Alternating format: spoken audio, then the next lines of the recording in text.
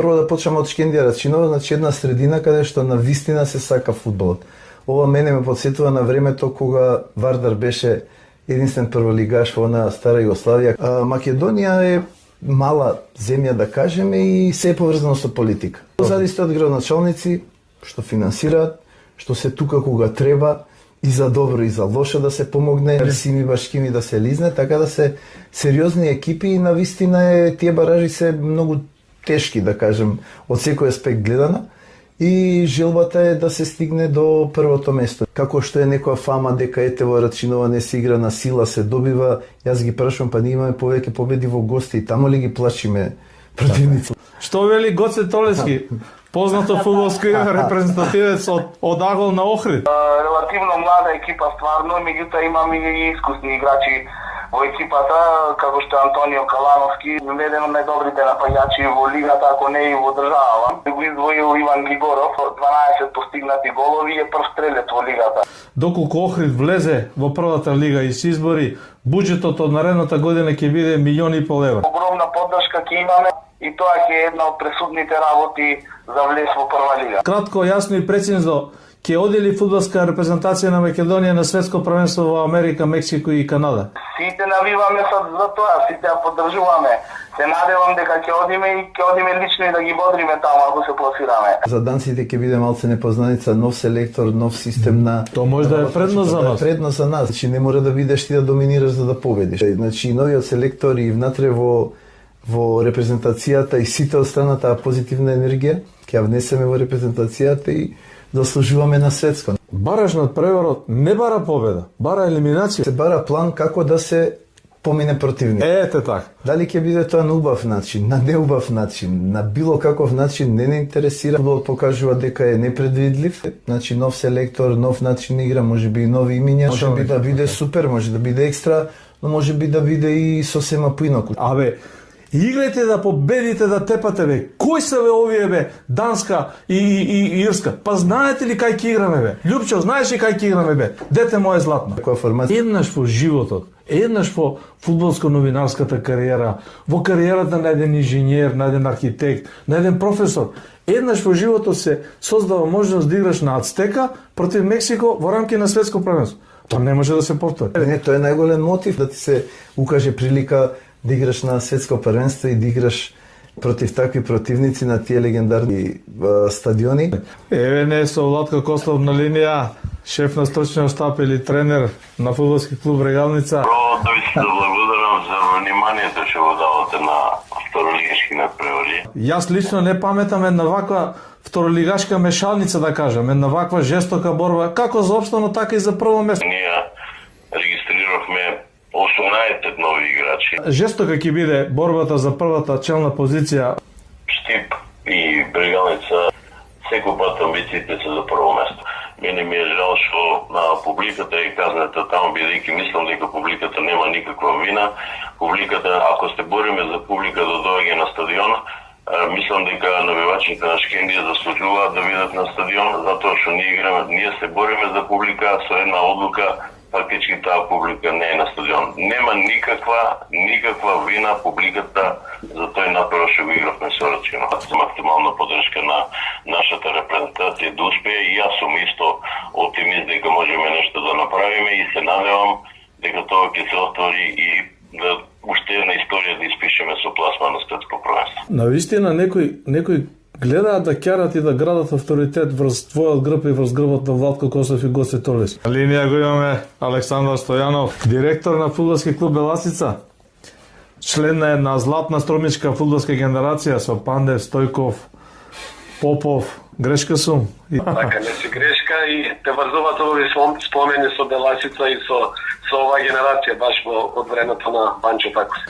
Оваа сезона целите на клубот порасна. Не беше да правиме екипа која што ќе се бори за влез или да биде меѓу првите 3 екипи кои што може да бидат блиску до облегување во прва лига. За мене Данска не е од врвот како Италија, Португалија, Франција и мислам дека имаме реални шанси да изненадиме и цела нација да биде насочена кон тоа и да треба да ја тргнеме од нашите глави оваа нижа вредност во дадени моменти кои имаме. Да поздравувам сите и продолжите само вака зашто вие сте многу мал дел од спортските новинари кои што доловуват ова што се игра и што се случува во македонскиот фудбал. Ќе го следиме овој второлигашки караван до крајот, до финишот и да видиме кој ќе го освои тоа прво место.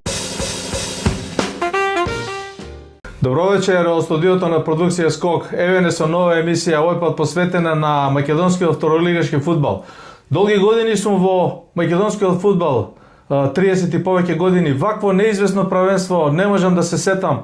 Половина лига се бори за опстанок, половина лига за прво место, можеби единствено фудбалски клуб Новаци ќе игра релаксирано.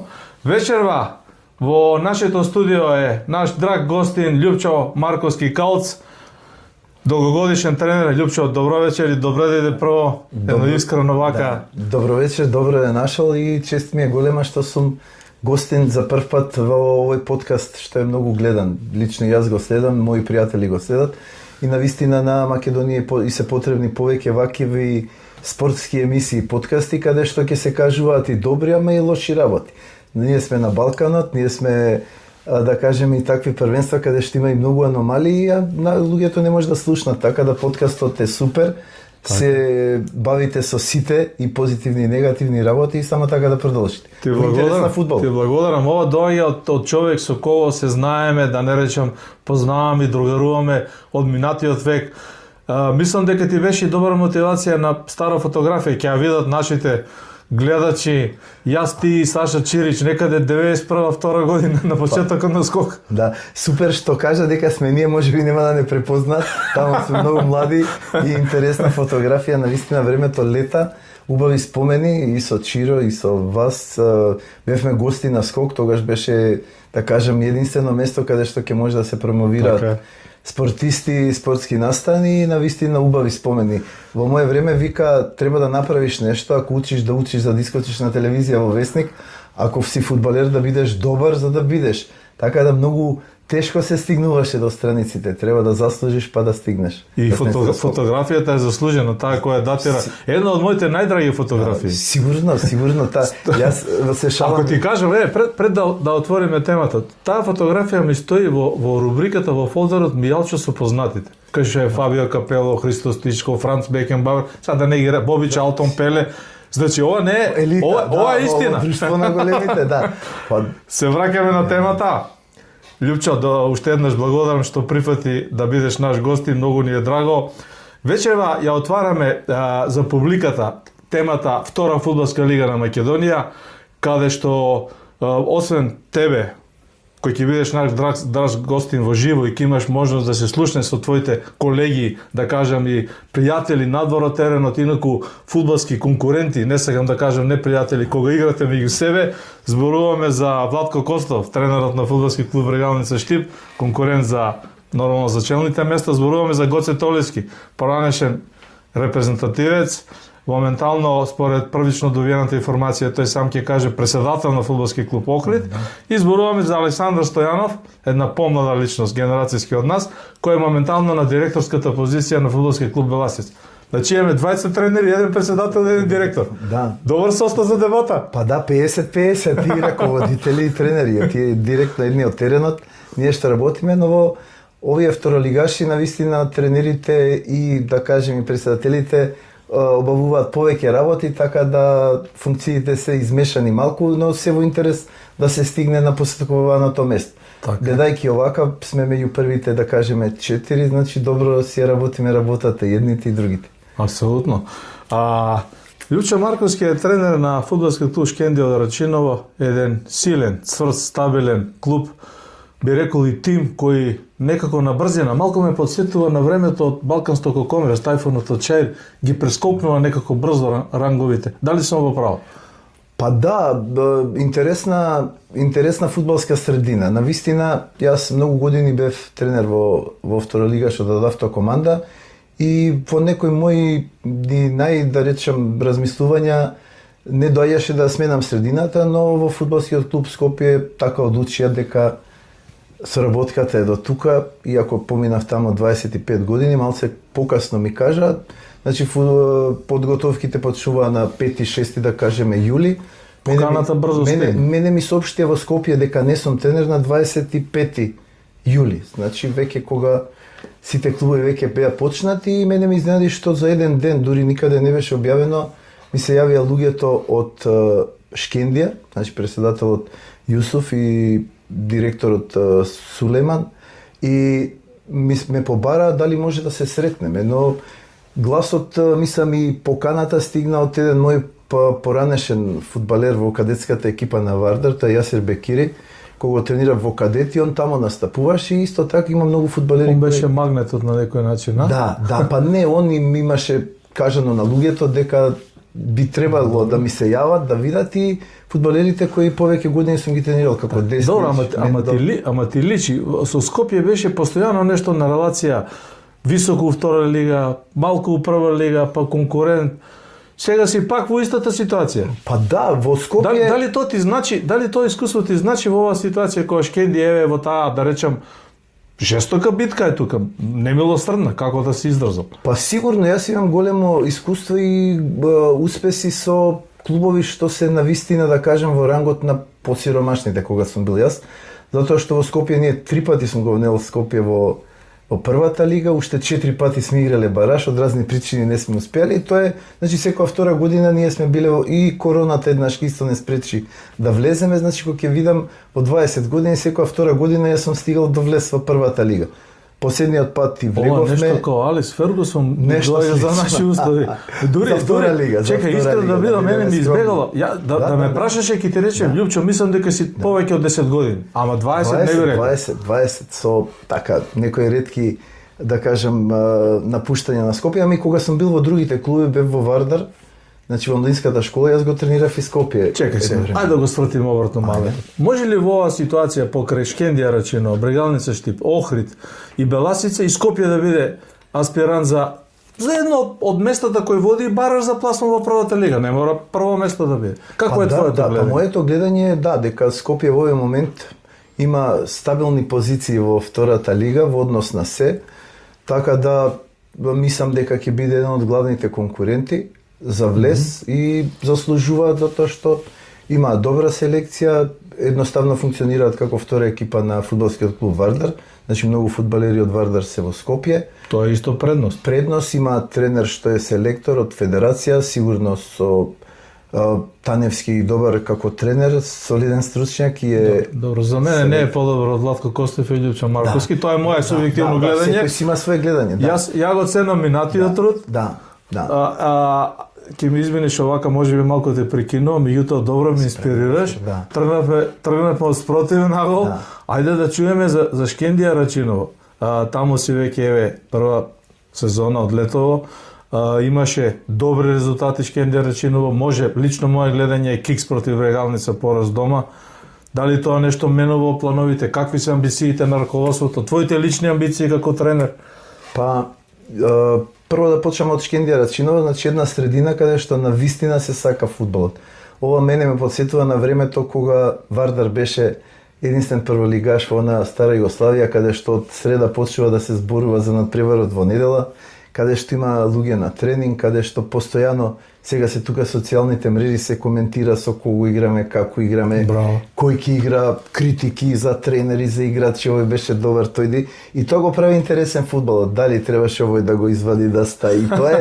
Тоа се гледа дека луѓето на вистина, не векам дека се разбираат нешто екстра, но на вистина го сакаат фудбалот. Не, цврсто играат. Јас ги следам втората лига, не толку како првата, морам искрено да кажам. Не, зборам аналитички и детално, иначе следам. Последните мои информации за Шкендија Рачиново го велат следново. Шкендија Рачиново има добро раководство, стабилна финансска конструкција, добар тренер, играчки кадар, меѓутоа нема да влезе во прва лига бидејќи нема стадион и терен кај да играат во прва лига. Ова е еден сериозен заклучок, можеби од конкурентите кои на некој начин фудбалски исправуваат од Шкендија. Па едно твое гледање на овој јагол. Моје гледање лично, јас сум многу години, значи во втората лига можам да напишам да кажеме книга за втора лига, романи, да. Шкендија 30 години не настапувала во втора лига. Значи под тамо не знам кој и самите луѓе, значи првиот гол тамо во Ресен го славеа како да е се враќаме пак повторно после 25-30 години. Значи ентузијасти, фудбалскиот клуб каде ретко луѓето кога ќе снема пари, даваат од свој джеб. Значи тоа се кажува јавно на Facebook страницата кој колку донирал, како следите тоа. Затоа реков има стабилна финансиска конструкција. Како и секаде, кога се избори, малце е криза организацијска, едни се во едниот блок, у најголемите клубови кризи. У Вардар, у Пелистере е може, тоа не може да Уштип е брзото. Исто, да. Не е ништо ново. И од тој поглед, значи е супер средина за работа. Сега, во инфраструктура заостанува затоа што Шкендија нема свој терен. Така. Значи нема ниво Рачиново, игравме во Куманово, игравме... Тука Охрид е далеко пред вас. У поглед на инфраструктурата збориме сега. Јас имам друго гледање. Финансиски дали може некој да се согласи? Нема да се согласи, ама ја знаат вистината. Македонија е мала земја, да кажеме, и се е поврзано со политика.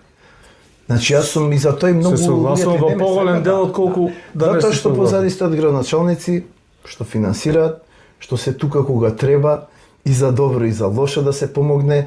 Значи тука имаме, не можеме ние да одбегнеме тој факт. Значи имаш градоначалник на Охрид, градоначалник на Штип, кој влегуваат 100%, градоначалник на Газибава, на Битола. Значи тука нема дилема. Значи тоа е сега Шкендија од тој аспект е во подредена положба во овој момент и се бориме. Мислам дека ние сме изненадување, реално екипата е составена, да речеме, комбинирана, има 2-3 фудбалери што се навистина имаат оставено траки во македонската прва лига, како Арсим, Десни Ламалари, Деснич, Љупче, Трпевски, тука е Мендо, се Чурлинов ги кажам и по надимак така. Ако ги знаат, јавноста ги знае. Шкендија оди со директни преноси, со стримови, има добра посетеност, не само од Рачиново. Има посетеност со Скопје, ја лично знам. Да, и на другиот дел се млади фудбалери кои имаат настапување единствено во трета лига и во младенски фудбал. Чекај сега. Ајде, сега додека да го најдеме на линија Владко Косов од Штип или Гоце Толески од Охрид, едно твое видување, борба за прво место збориме. Кој има предност по тебе? Како Шкендија Рачиново оди на освојување на таа цел? Да биде прва или евентуално втора или трета? Не, ти како тренер. Јас како тренер и желба на сите во клубот е да се оди на прво место, зашто баражите се тешки. Ако знаеме дека во прва лига сериозни екипи ќе играат во бараж за опстанок, значи тие што се за испаѓање ќе испаднат, тие што ќе останат се навистина силни. Работнички, Пелистер, Тиквеш, Македонија, Ѓорче Петров, Брера, значи сериозни, па може и некои вака според резултатите некои од тие да се лизне, Арсими, Башкими да се лизне, така да се сериозни екипи и навистина тие баражи се многу тешки, да кажем, од секој аспект гледана. И желбата е да се стигне до првото место. Ние како Шкенди, јас како тренер никогаш не сум правил планови, да речеме, после 3 кола, 5 кола, што правим, него такмица надпревар за надпревар и така теравме и ова. Да. Секој следен надпревар е најтежок и најважен. Ајде го чуеме Гоце Толески што ќе каже. Може? Може. Да видиме да не се истрчам. Добро, во однос на таа инфраструктура, она што јас го знам, мислам дека Охрид е малку во предност. Тоа е на моје видување. Ало, добар ден. Добар ден. Како сте, господине Гоце? Добро. Еве, Љупчо Марковски кал се до мене да те поздрави само. Поздрав, Гоце.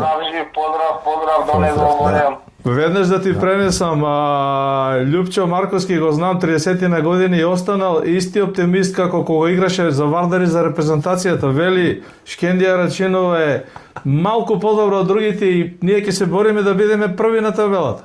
Што вели Гоце Толески, познато фудбалско име, репрезентативец од Агол на Охрид? Така треба, оптимисти да сме стално сите. Голем респект за Љупчо пред се и за екипата на Шкендија Рачиново. Фала, благодарам. Многу голема работа направи со екипата. Заслужено си се на табелата таму каде што си се. Добро, ама после Охрид на табелата, така? Да, имаме мала предност, меѓутоа не значи тоа ништо. Се си е на место, така е, се си е на место, нема тука ништо случајно. Да, не некоја голема предност, уште пола работа имаме и тие и ние пред нас.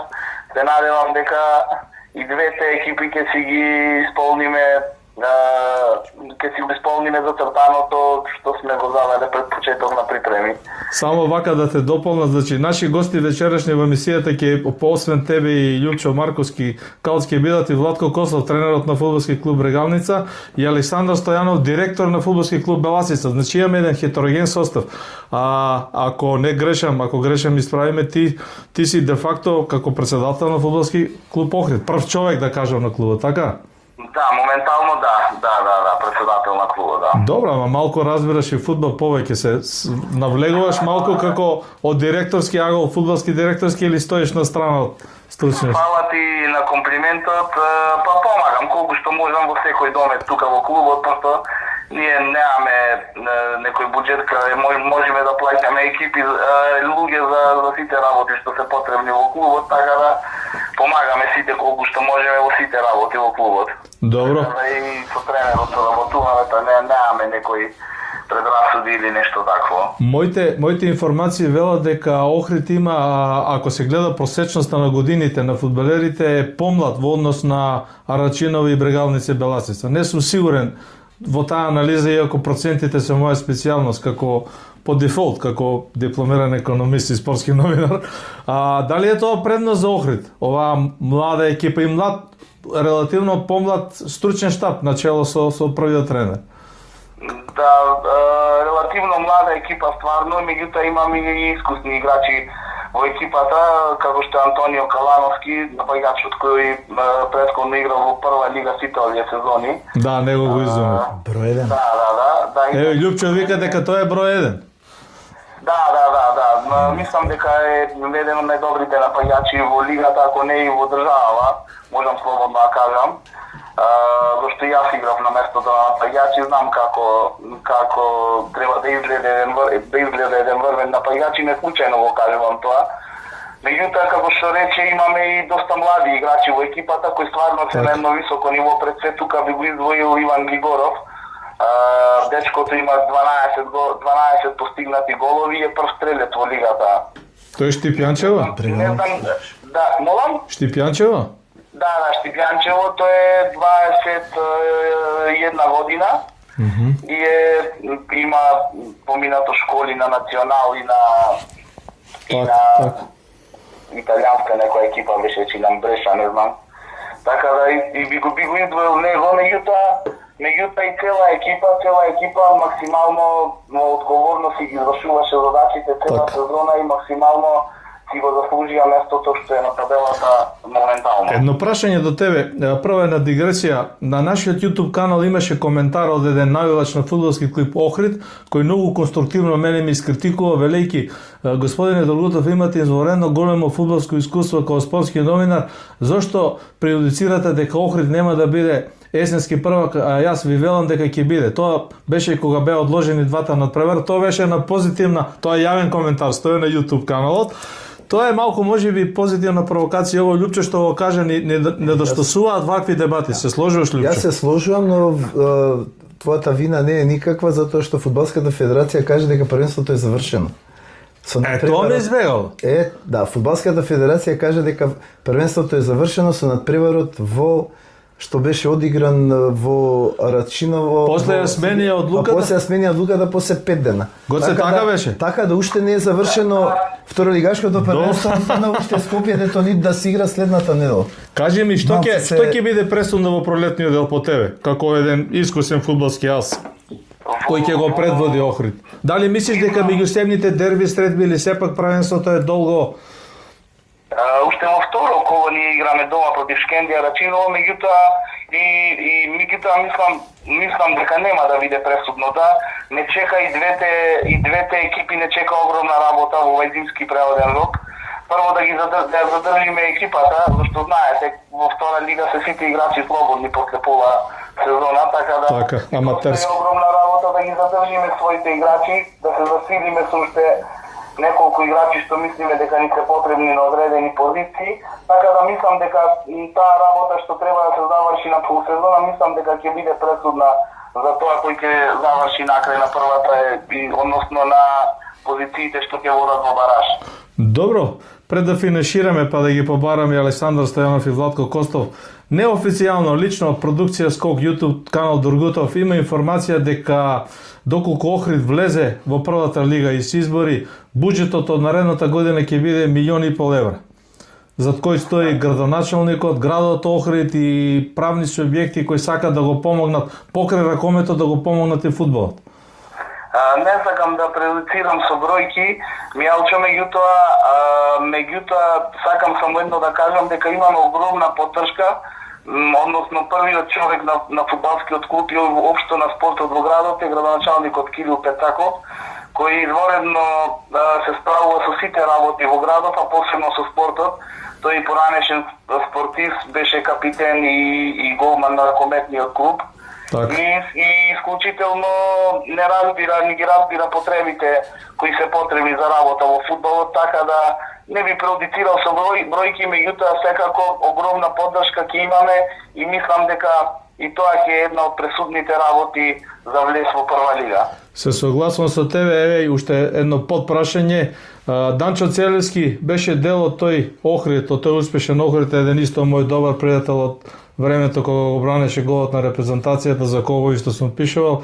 Имаме информација дека живее на релација Америка-Македонија, меѓутоа она што го направил за Охрид е концесијата на подолг рок на користење на оние убави терени кои Охрид му возможуваат реални услови за надпреварување, подготовка и да речем фудбалско живење.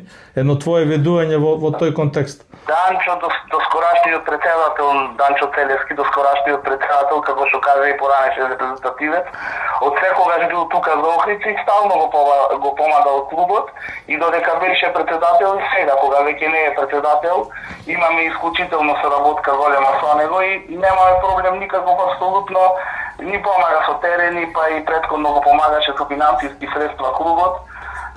Сега поради неговиот син моментално како што рече на релација Америка-Македонија, на негово лично барање поради приватни обврски поднесе оставка во клубот. Неговото место го зазедов јас, меѓутоа Данчо секогаш тука е за помош и за соработка во клубов. Поздрав. Впрочем, Охрид е негов клуб. Така е. Поздрав до Данчо од продукција Скок од Мијалчо Дургутов. И финиш на финишот, кратко, јасно и прецизно, ќе оди ли фудбалска репрезентација на Македонија на светско првенство во Америка, Мексико и Канада? Едно твое ведување. Сите навиваме за тоа, сите ја поддржуваме. Се надевам дека ќе одиме лично и да ги бодриме таму ако се пласираме. Љупчо до мене те поддржува. Да, се разбира. Ќе го прашам и Љупчо, еве да те поздрави. Те поздравуваме и двајцава. Поздрав. Уште еднаш поздрав до Калц, до тебе Мијалчо, фала на поканата да учествувам во емисијава и се надевам ќе се видиме и ќе се чуеме повторно. Ја посакувам успех на сите 4-5 екипи заедно со Скопје во коректна борба, во еден фудбалски дух да продолжи овој пролетен дел. Ова е нешто незапамтено до сега по мене во втората лига и да се надеваме, да не речем да уживаме и ние во нашиот македонски фудбал. Поздрав до тебе и до слушање до скоро. Поздрав, све најдобро. Поздрав. Гоце Толески, кој има 18 надпревари за македонската фудбалска сениорска репрезентација и еден постигнат гол против Хрватска, е оптимист кога е во прашање пласманот на Македонија на светското фудбалско првенство во Америка, Мексико и Канада. Да го чуеме мислењето и на Љупчо Марковски, дел од првата генерација, она во Краин, предводена од Андон Дончевски, фудбалер со пар екселанс сиви. Не можам принука да те најавам и да објаснам. Па благодарам на комплиментите што се однесува до македонската фудбалска репрезентација. Сигурно дека сите посакуваме и навиваме да и ние успееме да се пласираме на ова светско првенство. Навистина задачата е тешка, но фудбалот се покажува и оној надпревар со Италија, кога што бевме тотални аутсайдери, успеавме да победиме. Фудбалот покажува дека е непредвидлив. Само секунда, мислам дека со Данска не е тој случај, не сме апсолутни аутсайдери. У однос на рангирањето на квалитетот во однос на Италија, Македонија и Данска, Македонија. Или можеби не се служи. Па не, јас поинак малку како да не зафати некоја криза на резултати во репрезентацијата и сега не знаеме и како ќе се одвива оваа смена на селекторите, значи нов селектор, нов начин игра, можеби и нови имиња И сето тоа не можеме да го коментираме од сега. Така е. Може би да биде, може би да биде супер, може да биде екстра, но може би да биде и сосема поинаку, што не би посакувал нити сакам нешто такво да се случи. Јас ќе коментирам како навивач, сигурно. Не се предаваме, никогаш не сме се предавале. Јас играв и на тој натпревар со Данска првиот 1-1 во Скопје, каде што данците се излекоа во 90-та минута со црвен картон на Дарко Панчев, беа европски шампиони. Со Лаудру, актуелни европски шампиони. Таму загубивме со 1-0, Едвај ни даде гол, сега не можам, Шонберг, мислам, од прекид, некој таму се 75-80 минути. Пред крај, да, таму јас се повредив и го напуштив теренот предвреме, но и таму беше тешка борба. Така. Играме на истиот терен. На истиот, да, на Паркен стадион, да, многу интересен стадион. Така монтажен, ама многу акустичен и 40.000 се слушаат како да се Да те прашам нешто. При доаѓањето во нашето студио ни спомна дека денеска на 9 декември си имал контакт со Андон Дончевски. Чичко Дончо те поздравува тебе од Австралија, нас постојано ни се јавува. Сега еден контекст на Андон Дончевски како селектор во однос на фактот дека доколку Македонија се пласира, а ја лично верувам дека можеме да се пласираме, ќе игра првиот ден на отварањето на светското фудбалско првенство во Гвадалахара против Јужна Кореја, а третиот надпревар го играме на славната Ацтека против Мексико. Јас сум Андон Дончевски. Ти си дел од репрезентацијата. Ја мислам дека Дончо би влегол и би им рекол на играчите: "Абе, играјте да победите, да тепате, бе. Кои се бе овие, бе? Данска и Ирска. Па знаете ли кај ќе играме, бе? Љупчо, знаеш ли кај ќе играме, бе? Дете мое златно." Дали ме читаш? Дали ни треба 100%, да. Дали ни треба ваков еден приод со новиот селектор? Било кој да биде. Видете, мене Чичко Дончев ми беше тренер од млади категории, така да дури на едно репрезентација на Скопје бевме во иста куќа во Братфорд како гости, таму спиевме по фамилии, така да Чичко Дончо, јас пак ќе кажам, тренер на сите тренери во Македонија. Пристапот негов би бил како што им одговори на словенците првиот надпревар кога го праша која формација ќе играте. Нивниот селектор вика 3-5-2, он на сите им рече ние ќе играме со 11 фудбалери. И те останаа да гледаат, значи вика ние со 11. И утредента 4 комада и тоа е тоа, да. Мислам дека приодот му беше таков едноставен да секој го разбере. Денешните тренери прибегнуваат на некои фрази, некои да кажем, да изгледа така поедуцирани, пообразовани, но до Чичко Дончо го знаеше патот директно пред се до срцата, па после и викаше и со ум се игра. Не, пак може би сум папагалски расположен. Значи, еднаш во животот, еднаш во фудбалско-новинарската кариера, во кариерата на еден инженер, на еден архитект, на еден професор, еднаш во животот се создава можност да играш на Ацтека против Мексико во рамки на светско првенство. Тоа не може да се повтори. Мислам, дали може тоа мотив да биде? Не, тоа е најголем мотив, па има, ја што викам вака со пријателите, некој не може да победи на турнир во мало, кога се игра вакви турнири, а не да ти се укаже прилика да играш на светско првенство и да играш против такви противници на тие легендарни стадиони. И мислам дека сигурно дека и новиот селектор ќе најде начин, можеби ќе се консултира со некогашните селектори, тука и Чичко Дончо, на помош точно од тој аспект, затоа што ако се вратиме наназад, Вардар не бил фаворит и во таа генерација кога бевме шампиони на Југославија. И сите надпревари во таа група, ние со Белгија игравме нерешено во Белгија, со Данска нерешено. Ние бевме на, да кажеме, на полусезона во таа група, бевме втори во група со Шпанија, Данска, Белгија. Така да се наоѓа, мислам, он пристапот негов беше таков, едноставен, но директно тоа што е потребно и за тоа. Јас мислам дека е потребна таква, како да кажам, инекција или пресврт во фудбалското размислување. Тоа е моје субјективно гледање. Добро. Хајде се вратиме ние на жешкиот второлигашки фудбал. Боровата е тука. Да се обидеме да го добиеме и Владко Костов, да видиме едно негово размислување. Ти, Владко Костов, игравте во Вардар во златната генерација на распадот од првата лига. Да, од првата лига, првата година и во Македонска лига. Значи, навистина и не само што игравме, бевме и многу добри другари, да кажеме. Ало, добро вечер. Добро вечер. Еве не со Владко Костов на линија. шеф на стручниот штаб или тренер на фудбалски клуб Брегалница, да те поздрави твојот конкурент и фудбалски опонент во борбата за првото место, Љупче Марковски Калц. Поздрав, Владче. Прво да ви се благодарам за вниманието што го давате на второлигашки надпревари, а друго, Калц може би е конкурентна и противник на фудбалски терен, меѓутоа голем пријател. Ја користам прилика да му поздравам и да му посекам се најдобро и во кариерата и во живот. Фала, Владче, фала. Ти благодаря Калц, благодарна си од мене. Веќе зборувавме малку и со Гоце Толевски, председателот на фудбалски клуб Охрид. Љупчо ни е драг гостин во студиото на YouTube Другутов канал Продукција Скок. Едно твое видување, долго време си во фудбалот, од минатиот век. Јас лично не паметам една ваква второлигашка мешалница, да кажем, една ваква жестока борба, како за опстано, така и за прво место. Сега ние ќе се фокусираме на првото место. Едно твое видување, генерално прво околу таа борба, па малку и за амбициите на Брегалница. Прво, го спомнавте и Гоце, сигурно имате и други тамо говорници. Јас сакам сите да ги поздравам. И Александар Стојанов, директорот на Беласица, ни е гостин, да.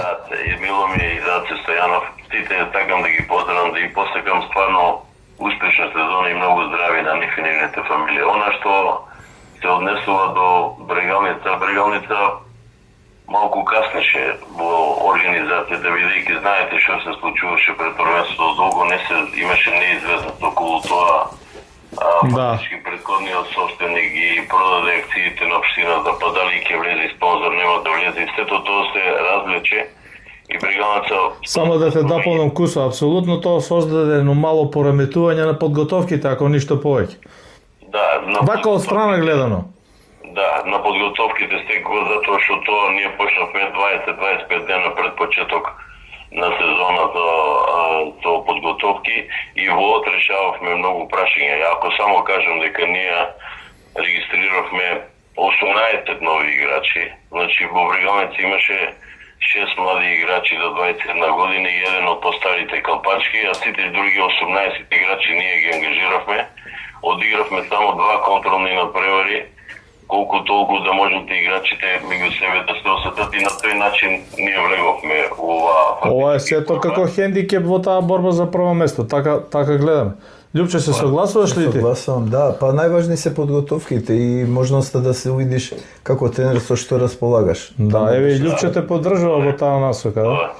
Да, јас благодарам на тоа, меѓутоа морам да кажам дека стварно се одржи на подготовката на играноста на екипата и поготово кога имате толку нови играчи кои што треба да се вклопат во сето тоа, треба време. Меѓутоа, ние сме задоволни од она што на кој начин ја завршивме полусезоната и мислам дека она што беше и наша прва цел да видиме тука во врвот да нема голема разлика ја остваривме. Нормално, кога ќе се анализира дека може нешто и повеќе некој да бара, меѓутоа можеше и некаде на некој надпревар и да загубиме.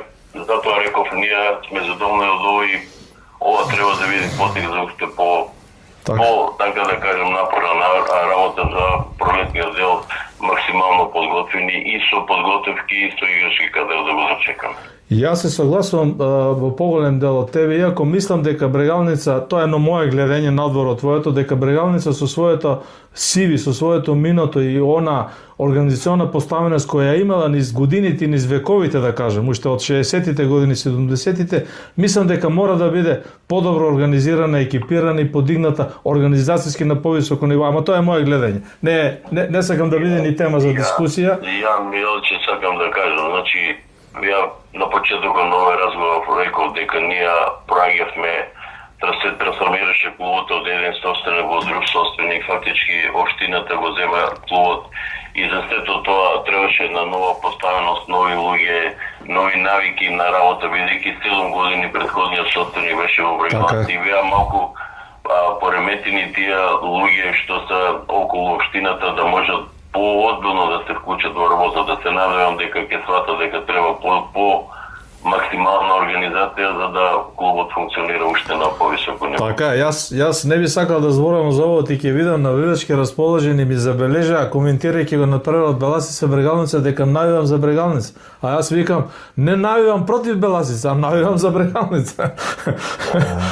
Но твое видување, жестока ќе биде борбата за првата челна позиција. Владко Костов како фронтмен на стручниот дел, на спортскиот, да кажам, дел од Брегалница, Како ја гледа таа борба? Што може да биде решавачко? Дали директните дуели против конкурентите или можеби нешто друго ќе го реши тоа? И како ти како прв стручник во клубот си задоволен? Дали ќе атакуваш на првата позиција или сепак преку тој бараш гледаш шанса за евентуален пласон во првата лига? Па гледате, Штип и Брегалница, што сакаш може да кажуваш, поготово во втора лига, секој пат амбициите се за прво место. Нормално, ние ако тргнавме со таква идеја за прво место, меѓутоа, самото борба за прво место можеби ќе има некој подобар на крајот на сезоната, можеби ќе играме преку бараж, меѓутоа главна цел ни е, ако да успееме да влеземе во повисок ранг, во прва лига. Ако го направиме тоа за нас ќе биде огромен успех, меѓутоа уште еднаш потенцирам дека ние максимално ќе се бориме до последно коло за тоа прво место да можеме директно да влеземе во прва лига. Љупчо Марковски истакна дека баражите ќе бидат многу неизвестни, бидејќи ќе има повеќе силни прволигашки екипи. Тиквеш, Брера, Македонија, Ѓорче Петров, Пелисте, Работнички, Арсими, Башкими, сите се тие тука во таа трка и посакува да биде прв. Меѓутоа, вели, ќе настојувам да се реванширам на Брегалница за поразот во Арачино. Его се смее. Нормално, тоа е спортски и така размислува секој тренер и нормално јас од Белаци изгубиме и јас ќе покушам таму да успееме да победиме. И нормално е тоа. Меѓутоа, јас морам да признам дека исто Беласица, исто Охрид, исто, пошто го спомнавме, исто Љупчо Марковски и преднад прерод и последнот прерод имавме ние максимално коректен однос, така да оставивме фудбалот да победи на терен. Тоа Љупчо го истакна во неговиот воведен збор, извини што те прекинувам, Владко. Љупчо го потенцираше, ќе го видите во нашата емисија на YouTube канал Дорготов. Вика, Владко ми е пријател од минатиот век, а сега е тренер на Брегалница, а јас сум на Рачинова, вика, тоа не. Да, ние и преднот преворот пред сите се поздравишме најсредечно и последнот преворот и јас му благодарам на исти начин како ќе биде пречекан во Штип. Ние немаме никаква замерка ни на терен, ни на стручен штаб на Шкендерчино, ни на играчи на Шкендерчино. Мене ми е жал што на публиката е казната таму, бидејќи мислам дека публиката нема никаква вина. Публиката, ако се бориме за публика да доаѓа на стадион, мислам дека навивачите на Шкендија заслужуваат да видат на стадион, затоа што ние се бориме за публика со една одлука, фактички таа публика не е на стадион. Нема никаква вина публиката за тој напор што го игравме со Рачино. Ова е многу фудбалско гледање. Љупчо, твој мини коментар на ова? Па навистина еден од ретките луѓе во спортот што вака размислуваат и навистина кажува вистината. Јас Владко го знам и не ми изненадува. Ние сме живееле како браќа, ние може на терен и што се вика да се испокараме, но и пред натвор и после натвор завршува со гушкање и со бакнеџи нашите надпревари. Добро, Владко, јас би го завршил ова јавување, оваа конекција пред да го добиеме Александар Стојанов. Значи, во втората лига имаме имиња како Владко Костов, Љупчо Марковски Калц, како Гоце Толевски во Охрид. Тоа само по себе нуди еден квалитетен на коректност, еден амбиент кој мислам дека Фудбалска федерација на Македонија мора да го следи, да го поддржи. Ова не се имиња било кој, како да кажам. Тоа сепак се еминентни фудбалски имиња кои даваат квалитет и даваат едно повисоко ниво на тоа второлигашко надпреварување. Тоа е моје гледање на нештата. Да, ние со нашето фудбалско минато, со оно што сме се докажали како тренери и како фудбалери, ние треба да покажеме пример како треба да се однесуваме. Не смееме да дозволиме да се случуваат било какви нефудбалски работи на теренот и не смееме ние да предизвикуваме такви работи.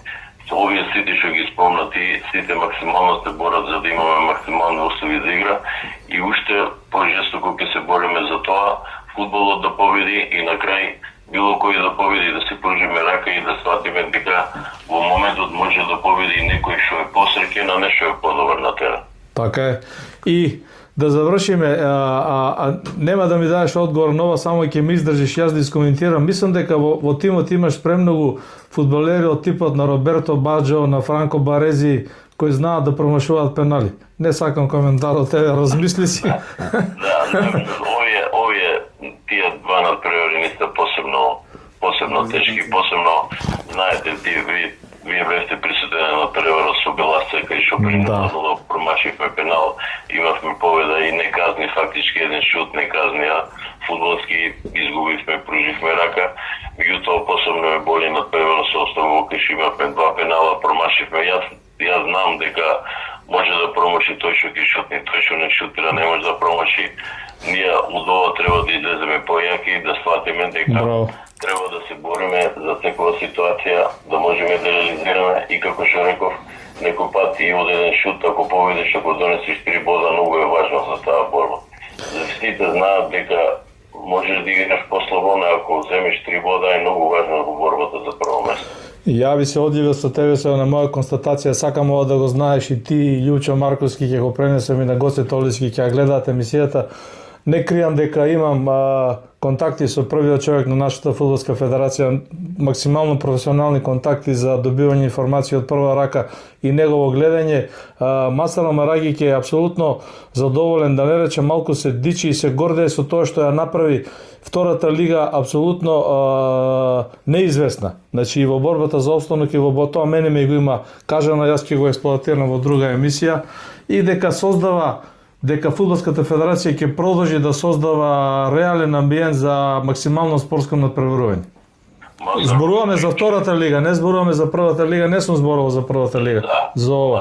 Масар Омерагиќ е човек од фудбалот, Масар Омерагиќ е човек кој што сака да направи ред, а ние сите што сме на терен треба да му помогнеме со нашето однесување, да има максимално коректни услови за игра, да дозволиме на официјалните лица дека можат да погрешат, меѓутоа да сватат дека екипа што се бори за прво место, во одредени моменти може да има и одредена нервоза, тоа ја и као најдобро го знаеме, да сватат дека и ние вадиме леп од таа работа и да се однесуваат максимално професионално према сите нација. Не некој да гради авторитет на мене, на акаунт, не знам на кого, него да свати дека како што ние можеме да разбереме дека тој греши, дека и ние некој пат можеме да погрешиме.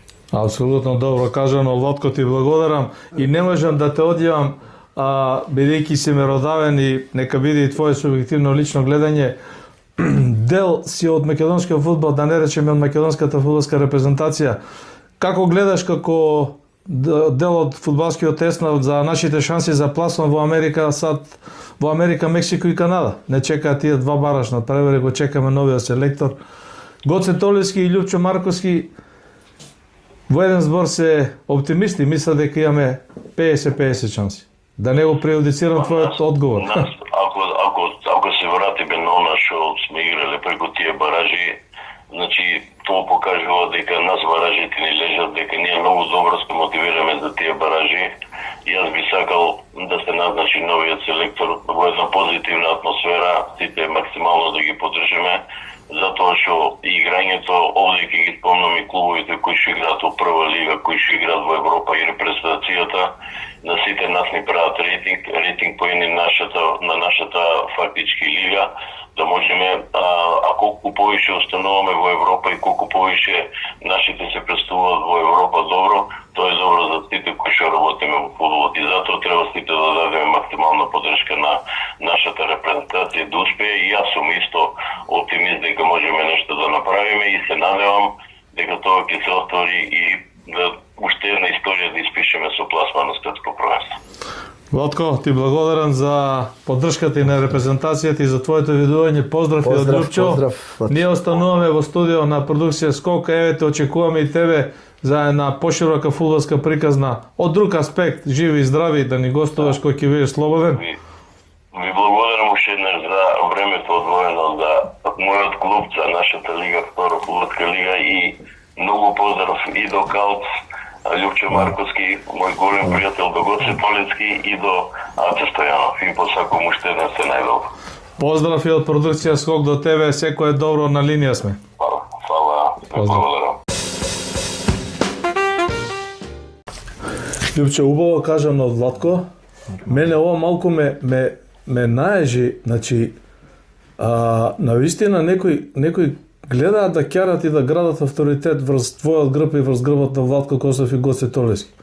Па да, малку така луѓето не може да сата дека почитувањето, ние сме од генерации кои почитуваат, не да речам величини, него луѓе што се заслужни. Доаѓате вие во ситуација на фудбалските терени со разни непријатности, на кои таа генерација на која спаѓаме и јас и Владко не сме навикнати. Реално, да луѓе градат авторитет преку казни преку нас или исклучување или на некоја наша приметба, сигурно дека и Владко и јас, он и во излагањето и секоја чест тоа што го кажа за надпреварот нашата Брегалница, ниеден навивач од трибината не згазна на теренот. Казнети Шкендија 4 надпревари, тамо човек што беше на записник проба да направи инцидент, значи тој си е казнет, но зошто е публиката? Значи реалната слика ја прикажа Владко Костов, дури и нашиот председател Јусуф во соблекувалната влезе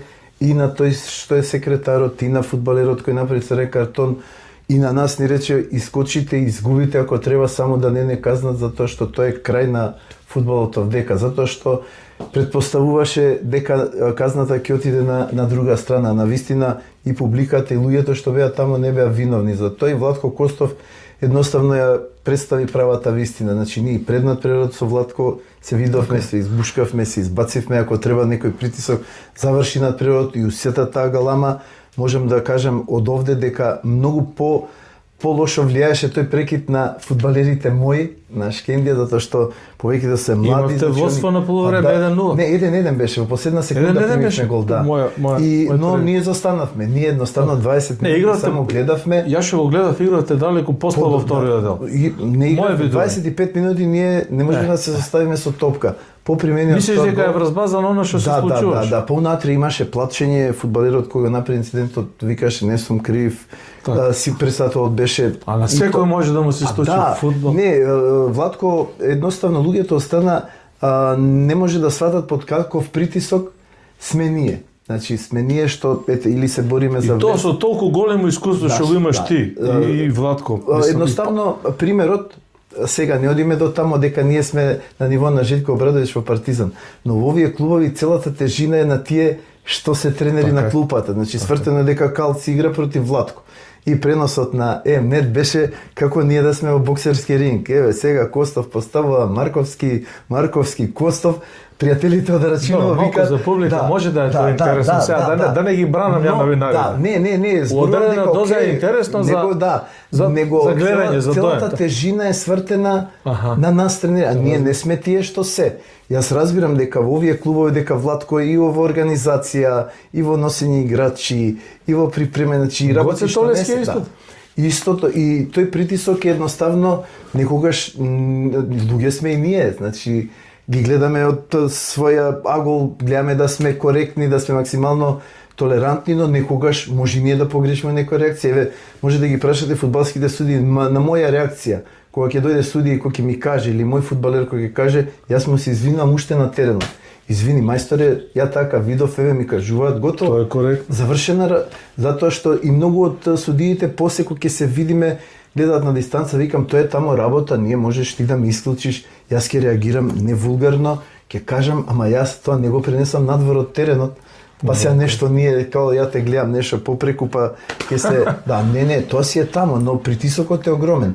Беласица останува, значи Шкендија Рачинова, Брегалници и Охрид, пред да се вклучиме со Александар Стојанов. Мислиш дека Беласица е фудбалски гледано, низ играчкиот кадар, тука си покомпетентен и од мене и за јавноста, дека има по тебе квалитет да ја издржи таа трка до крај, или сепак баражот е упрашање, или како гледаш ти на тоа? Па, предноста во бодовите дава не некоја сигурност, него некој начин да се влезе помирно во првенството. Беласица можеби сега затоа што беше една од екипите која најрано ги почна подготовките најорганизирано со најмногу засилување, едноставно не го издржи тој терет на фаворит број 1. Може би сега порастеретено дека од втор план веќе во првото коло Охрид гостува во Струмица. Значи, имаме дерби. Има дерби. Второ коло ние гостуваме во Охрид, така да тука е се исповрзано. Ајде да одмориме со еден џингл да го слушнеме Александар Стојанов. Може. Добро вечер. Добро вечер. На линија го имаме Александар Стојанов, директор на фудбалски клуб Беласица. Па да, така некако координатор на младинска школа и директор во сениорскиот или за тие. Ние веќе те најавивме на почетокот на емисијата. Правиме тема за второлигашката мешаница за Врвот, каде што Шкендија, Рачиново, Штипска Брегалница, Охрид и Струмичка Беласица се претенденти за тие 3 места, да кажам, од 4 екипи. Своето видување го дадоа Љупчо Марковски, Калс Владко Костов, Гоце Толевски, Евене и со тебе член на една златна струмичка фудбалска генерација со Пандев, Стојков, Попов. Грешка сум или? Па така, не си грешка и те врзуваат овие спомени со Беласица и со оваа генерација баш од времето на Банчо Таковски. Така е, покојниот Батеване ме покани, бев ваш гостин во Вајареџа, од тогаш датира нашето, да кажам, познанство и пријателство. Еве повторно на сладки фудбалски теми. Каде е, според тебе, Александар, фудбалски клуб Беласица по својот играчки капацитет, тренерски капацитет, да не кажам организациона поставеност во трката со овие другите клубови за таа челна позиција? Како ти гледаш на ова? Па вака, како прво, пред да поздравам вас, вашата емисија, мојот колега Калц и сите колеги кои што претходно беа и биле на линија на вашата ценета емисија. Вака, да одговорам на прашањето. Ова сезона, значи предходните сезони, ако целта и визијата на Беласица беше градење и стварање на некои млади и промоција на некои млади играчи, оваа сезона целите на клубот порасна на некој начин и уште од стартот на сезоната си кажавме и целта ни беше да правиме екипа која што ќе се бори за влез или да биде меѓу првите 3 екипи кои што можат да бидат блиску до облегување во прва лига. За таа цел беа донесени неколку играчи кои што нели на некој начин оваа млада екипа да добие на некое зрелост и искуство и со тоа да можеме да бидеме претенденти за повисок пласма. Како што стојат работите, извини, планот ви оди досега така под рака, да кажам. Не сте далеку, не заостанувате во таа трка, да кажам, така? Па може да се каже, тргнавме на некој начин доста добро, првите 4 кола, малте не и до 6-то коло, тука некаде во 7-то коло, можеби заслужено или не, може да каже колегата Кал. Те слушам, тука е до мене, гостин во студио, да? Тука некако тргна некои осцилации во играта, после на преворот со Шкендија, па следуваше пораз со Согова, на кој исто така имавме одредени кадровски промени, на кој се повлекот од позицијата шеф на стручен штаб и непланирани уште два порази, кои, но, па ќе кажам, не сме далеку, на некој начин добивме и дерби надпревар во Штип, не сме далеку и на само 5 бода сме. Така? И со истите цели и со истите планови сме и би се спремале за втората полусезона, со тоа што се надевам дека и ростерот ќе го надополниме со уште некој 1 до 2 квалитетни играчи, за да можеме и мислиме да ја оствариме таа цел. Само ќе те вратам чекор назад, бидејќи Калце тука до мене го следи муабетот. Изигравте со Шкендија на нивни терен и не го разбрав малку моментот, пресвртница во негативна смисла за вас? Љупчо, како? Во Струмица беше на терен. Да, во Струмица изгубивме некаде во последните минути од надпреворот, тука некаде од 80 до 90 минута, 83-4 минута примивме гол. После тоа следуваше уште еден пораз во Кочани и тука некако се раздрма екипата, односно тоа што не крацеше во првите неколку кола, 5-6 кола, тука некаде почнам колата, да не речам, да оди малку надолу, па следуваат тие кадровски промени променивме и веќе после паузата имаше репрезентативна пауза. После паузата имавме неочекуван пораз од победа, кој што нели според мене неочекувани порази ни беа со победа и со новати на домашен. Тоа значи од Шкендија сте имале резерва во однос на резултатот или респект спрема противникот и нивниот квалитет како директен конкурент за тој висок пласман, така? Па да, квалитетот у принцип на сите екипи кои што се од прво до пето место е тука некаде, секој може да изгуби, секој на секој може да победи. Така да и како дерби надпревар може не жалевме толку што изгубивме од Шкендија, поразот од Осогово не погоди доста болно. Осогово ја победи Брегалница оште. Значи па после се вративме со Брегалница и од убава атмосфера на некој начин следуваше пораз со Новаци и некако и тука бевме раздрмани и неочекувани ни беа овие порази. Добро. Во однос на она што престои, евидентно е дека втората лига е многу неизвестна. Фудбалската федерација на Македонија создава реални услови за фер и коректно надпреварување како во борбата за опстанок, така и во борбата за врвот. Едно твое видување како фронтмен на тој спортски дел, на тој спортски мотор на Беласица, како мислиш што ќе биде решавачка за пролетниот дел? Дали можеби директните дерби дуели или нешто друго? Каде ја гледаш ти шансата на Беласица и во однос на конкурентите и конкретно кои се твоите амбиции? Дали Беласица ќе оди директно на тоа прво место или сепак ќе пикира едно од местата кои водат преку бараж до првата лига?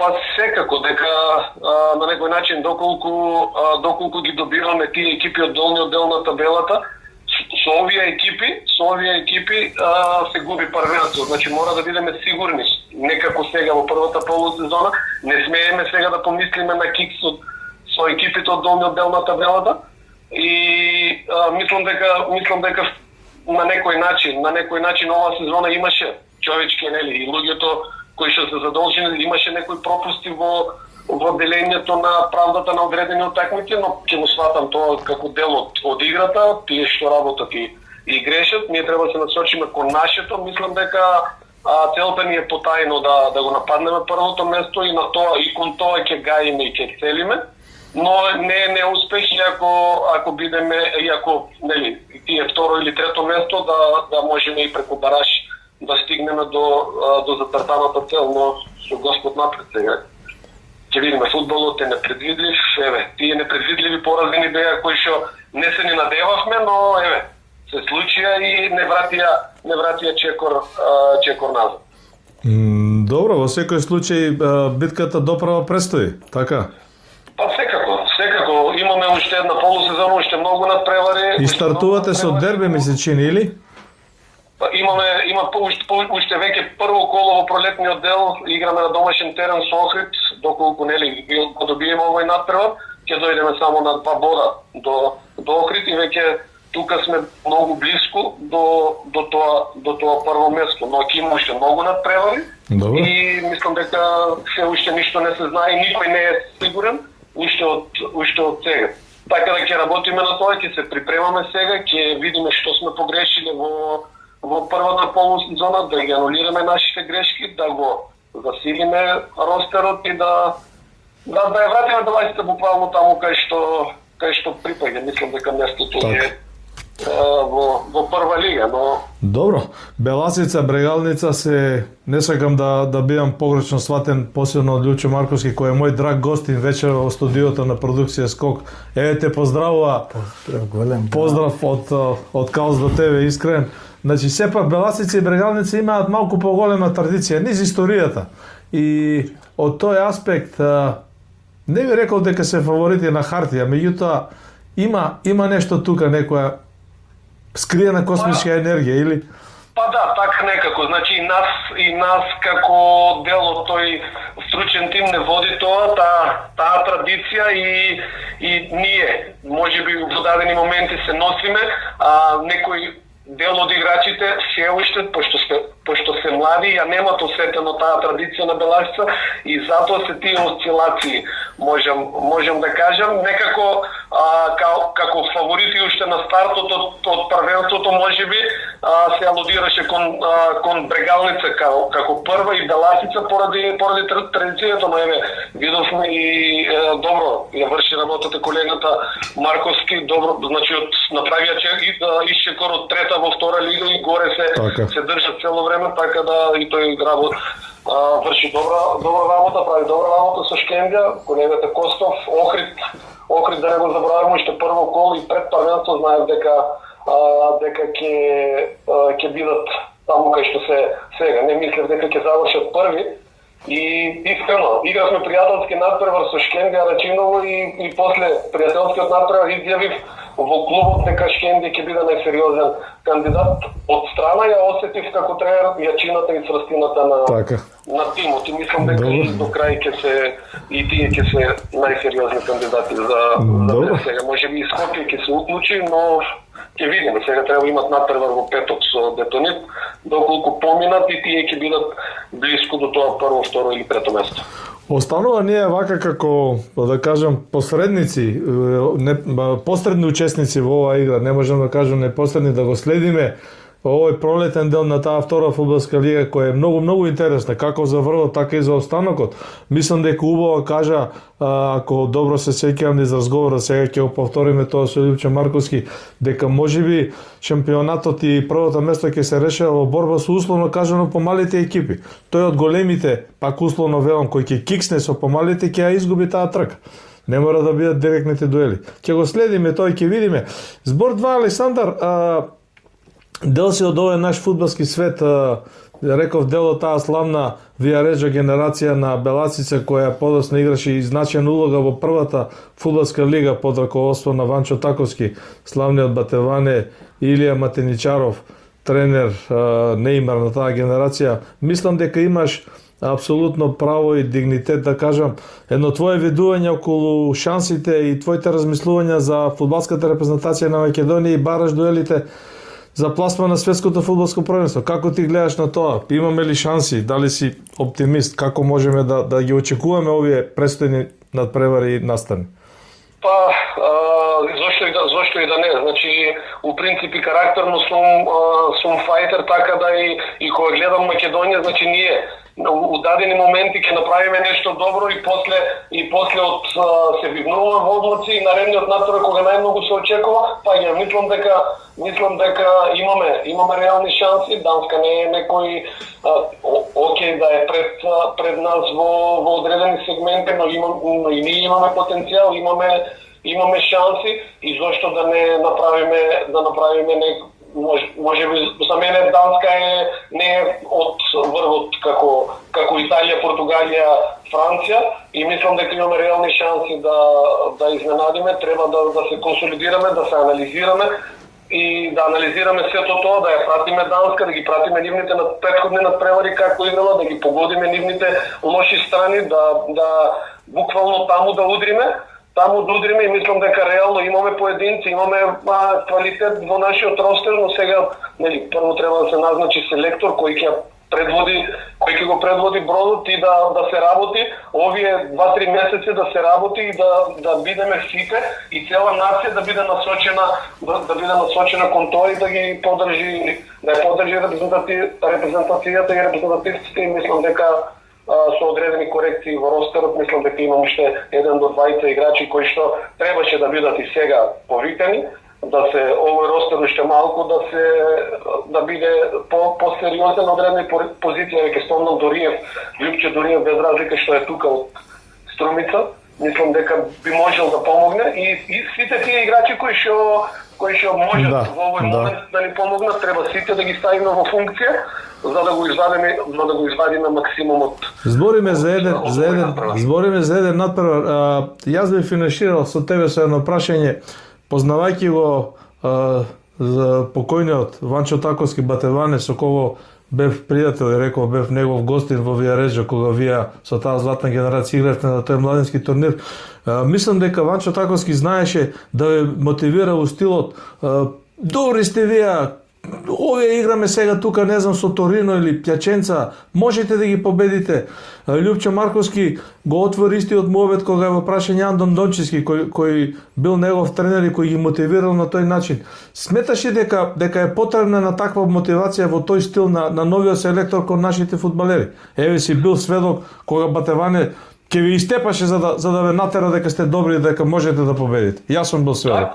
Така е, во право си, значи Батеване беше таков во принцип. Овие италијанците не се ништо, вие сте многу, значи треба да ја тргнеме од нашите глави оваа нижа вредност во дадени моменти кои имаме. Ни треба мотиватор, треба да ги издигне овие дечки зашто имаат квалитет. Факт е, но покрај мотивационо мора да работиме и на некои сегменти и некои делови од играта кои што ќе бидат предуслов за успех. Добро. Ти благодарам на гостувањето на YouTube Дургутов канал, на продукција Скок.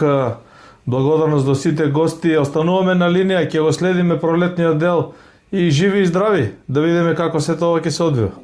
Благодарам уште еднаш и ве поздравувам сите и продолжите само вака, зашто вие сте многу мал дел од спортските новинари кои што доловувате ова што се игра и што се случува во македонскиот фудбал. И само напред. Ти благодарам, поздрав и секое добро. Поздрав. Љупче, остануваме на фактот дека ни треба мотивација. Го каже и ти, Владко Костов, и Гоце дури, еве и Александар преку Батеване. Мислам, малку така можеби емотивно реагирам. Мислам дека е клучно тоа. Не знам, не сум толку вичен во однос на тактиката, на изборот на играчите. Еве убаво кажуваат сите дека треба ростер да се обнови. Мене ме интересира. Мислиш ли дека таа мотивација треба да биде малку во преден план? Лично низ твоето искуство. Па да, но сигурно дека и двата, да кажем, тренерски штаба ќе имаат речиси секаква информација, и данскиот и нашиот. Значи, веќе зборуваме за едно модерно време каде што и технологијата врши многу работи, така да ќе се знае многу е рано од сега да се зборува со што ние би настапиле. Значи, некаде март е, мислам, над преварот. 26 март, значи до тогаш се е вклучено и повреди, и лоша форма на играчи, и на играње. Значи, конкретно, нивниот стручен штаб селектор останува исти, значи некои системи за игра што ги применува се познати, начинот на кој и прекини и се, додека можеби за данците ќе биде малце непознаница, нов селектор, нов систем на... Тоа може да е предност за нас. Предност за нас, значи многу е тешко да направите тактика за нов тренер, значи не знаете во одредена ситуација и почеток каков систем би играл и што би играл. Така да, мислам дека и ќе имаат информации, она што би рекле 100% за секој играч, и дека мотивацијата и пристапот и начинот како ќе се влезе во надпреварот е многу важен. Еден надпревар, знаеме дека фудбалот за разлика од другите, да кажеме, игри со топка и колективни е многу поразличен, значи не мора да бидеш ти да доминираш за да победиш. Додека во кошарката, ракометот, па ватерполо имаш напад, ако не го искористиш, ти даваат гол, ти даваат ушеден гол, завршено. Овде можеби точно за мотивација на борба, знаеме и ние дека сме играле со многу појаки противници, па сме правеле резултати кои останале до ден денеска. Оваа генерација на, да кажем, помлади фудбалери веќе поминува низ тоа и не се, да кажеме, некои фудбалери од наше првенство, значи имаме фудбалери кои се во Наполи, и го немаат тој комплекс по мене. Немаат тој комплекс, знаат да се мотивираат, можеби за мене исто она што го говорев, да се пронајде еден човек внатре кој тоа ќе го издигне на ниво како што го направи Пандев, значи мотиватор голем на оние бараш надпревари и квалификации кога отидовме. Мислам дека таму е таа искра, можеби сега новиот селектор точно тоа ќе го донесе. Ќе најде. Дај Боже, јас согласувам со тебе, тоа е многу важно. Тоа е најважно да се знае кој е газда на теренот, ама газдата во фудбалот дава 200%. Ако тој што е со капитенската лента дава 200%, тогаш другите нема, треба да летаат. И треба да преземе одговорност. И треба да преземе одговорност. Тоа е моментот и мислам дека сите, значи и новиот селектор и внатре во репрезентацијата и сите од страна таа позитивна енергија ќе ја внесеме во репрезентацијата и заслужуваме на светско, не сме, заслужуваме и ние да прошетаме до Америка. Јас навијачи. Јас само би те дополнил со еден податок. Ти беше дел од напреворот против Дански во Скопје и во Копенхаген. Јас бев новинар тогаш на неделниот спортски магазин Скок, известував и од Скопје и во Копенхаген, известував кога 1-0 не победија. Да ги затворам вака очите, ќе се сетам, Андон Дончевски излезе пред нас новинарите и ни вика: дали гледате како се радуваат данците, како Бразил да го победиле? То го паметам, еве сега се најажи. Значи, ние имаме коњ за трка. Така? Така, да.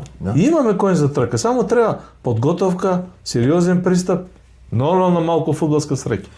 И енергијата на сите нас од страна, јас исто го повторувам, значи тогаш на тој надпревар немаше игла кај да се падне на стадионот, игра против Македонија што им беше непознаница, реално во тој момент, ама стадионот пукаше 40.000, тоа беше атмосфера фудбалски под наводници непријателска, значи се осеќа, значи така да и ние треба да влеземе се што може од нашите и од тука и од диаспора да се отидат да се исполни тој стадион една трибина, па и ние имаме и на и таму адути. Малку и они да се замислат.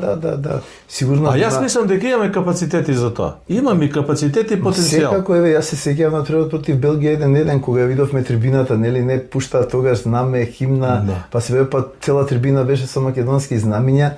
Веднаш играш, речи си дупло подобро тоа што во тој момент можеш да дадеш, понесени од таа еуфорија. И таму извадивме 1-1, што беше резултат за... И тука отвора сега исто едно убаво прашање. Значи, бараш надпреварот не бара победа, бара елиминација. Значи, да сега тука малку не можам да влезам во тој дел, ти си подобар, подкован и стручен.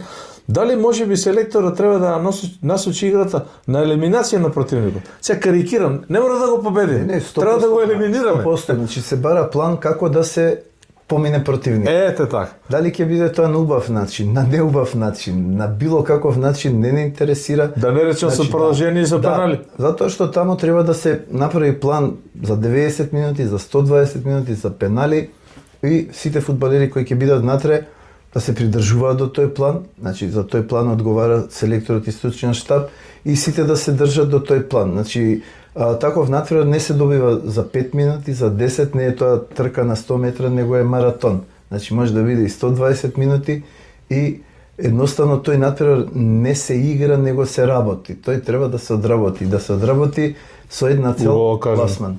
Убаво кажам. Добро. Љупчо, нема крај на приказните. Јас само би сакал една минута за моите колеги, најпрви на мојот колега од Струмица, сакам лично да им се заблагодарам за приемот во Струмица, навистина господски клуб, ќе направиме се и ние во Сингелич или каде ќе го игра на треба да им возвратиме, значи и публиката без ниту еден погрден збор, знаеме Шкендија па дека доаѓа од Рачиново, Беласица на други терени најдуваме и на некој вулгарен збор и неубав збор, значи тамо беше прекоректна атмосфера, господски под рефлектори. Во првиот дел имаа повеќе од играт, тоа сакаш Јаце да каже, значи беа можеби подобар противник, во вториот малце застана. Тоа малку не го ја доразбрав до крај, да, искористивме ние.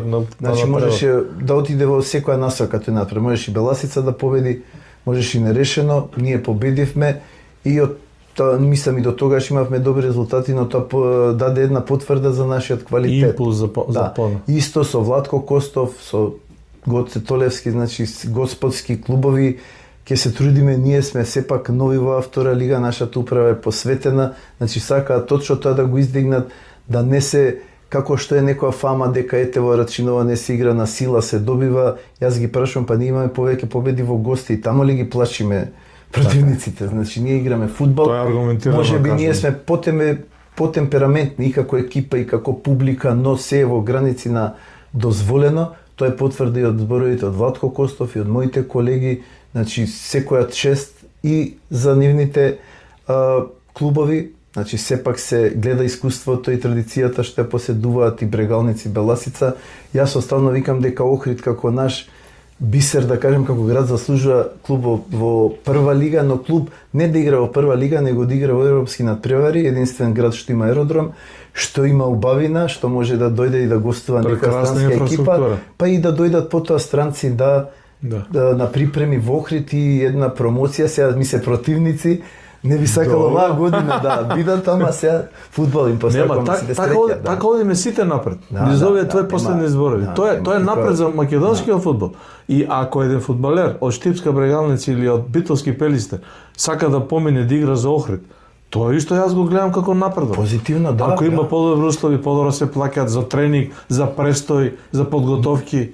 Тука нема ништо, тоа е добро. Јас со моите колеги, кога бевме на тој натпревар во Вар на ветерани со Бугарија, точно таа тема комунициравме и повеќето беа членови, да кажеме, во федерацијата. Јас гледам од страна, за бугарите збориш. Не, за наши. Нас. Значи се откажуваа, нели, спонзори, гостивар, се не знам колку беа сериозни, но фудбалерите и тренерите кои беа таму се фалеа од редовни примања се што треба. Јас гледам од оваа страна, значи ние ако се откажат многу клубови, јас сега гледам работнички во страшна криза, Ѓорче Климов.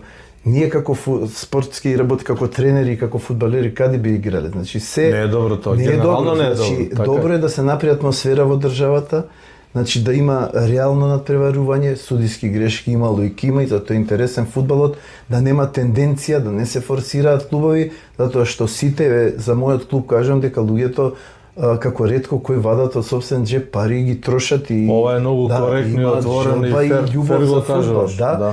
И навистина, дај Боже да има повеќе средини фудбалски каде што ќе инвестираат. Вие спомнавте за Охрид каков е планот, Брегалница сигурно, Беласица, Шкендија чиново да изгради инфраструктура добра и можности, значи да има фудбалерите и младите и оние што се, да кажеме, супер добри фудбалери, да има трансфери реални, да тие трансфери бидат јавни, да има тренери кои ќе работат, ама ќе така добиваме сите. Да, така добиваме сите.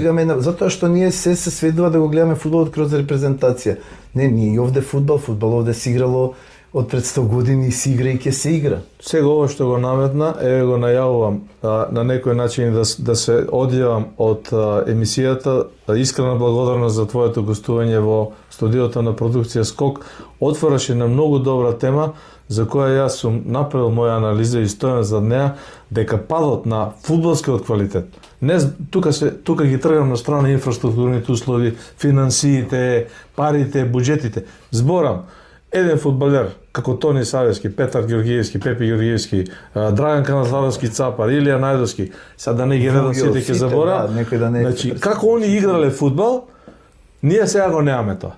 Значи, не може никој да му убеди дека тоа е резултат на промена на фудбалот во целиот свет. Не. Фудбалот се игра со памет, со техника, со нога. Може би физичката подготвеност отиде многу напред, меѓутоа по мене тоа не е фактор број 1. Не, начинот на подготовката е сменет, но тогаш имало исто машини за трчање, Тони Савески, Цапар, Джипун и тоа биле, мислам се согласувам 100% во констатацијата ваша. И тоа е тема за една друга емисија, живи и здрави, еве да најавиме, многу ми е драго уште еднаш, ова продукција Скок и ова студио ќе продолжи да повикува своји гости и ние малку се шириме, се модернизираме, отвараме повеќе буквално физички простор, да можеме да бидеме покомотни и се надевам дека во една друга емисија, не вака на телефон, ќе ги имаме овие тренери во живо и ќе го следиме овој второлигашки караван до крајот, до финишот и да видиме кој ќе го освои тоа прво место. И јас во името на сите второлигаши и на мојот клуб Шкендија ви благодарам на поканата. Честа моја беше голема да бидам ваш гости. Благодарам и на тебе. До скоро, довидување.